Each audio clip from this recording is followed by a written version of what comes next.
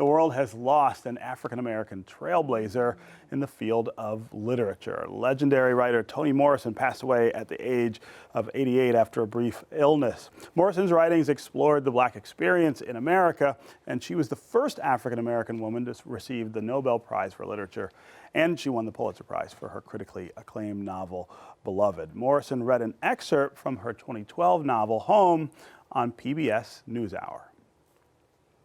This is the main character reminiscing about his home. Lotus, Georgia is the worst place in the world, worse than any battlefield.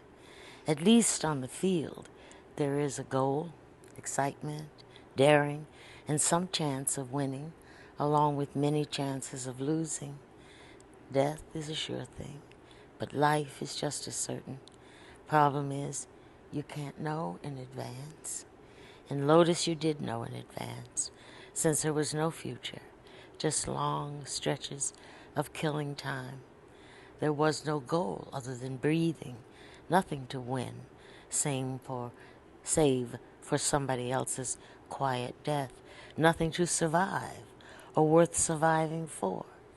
If not for my two friends, I would have suffocated by the time I was 12.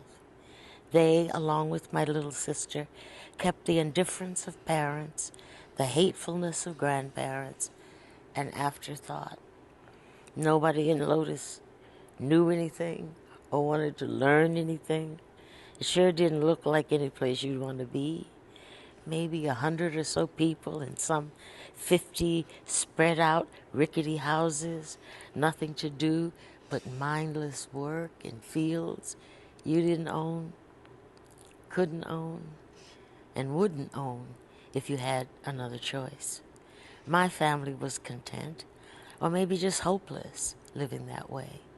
I understand, having been run out of one town, any other that offered safety and the peace of sleeping through the night and not waking up with a rifle in your face was more than enough.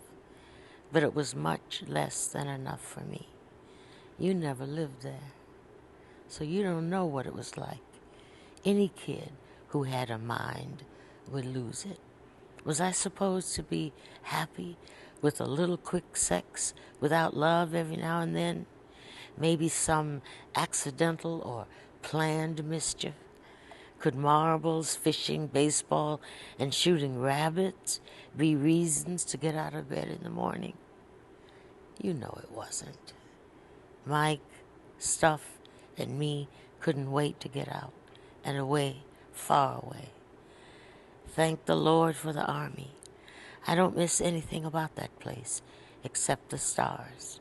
Only my sister in trouble could force me to even think about going in that direction. Don't paint me as some enthusiastic hero. I had to go, but I dreaded it.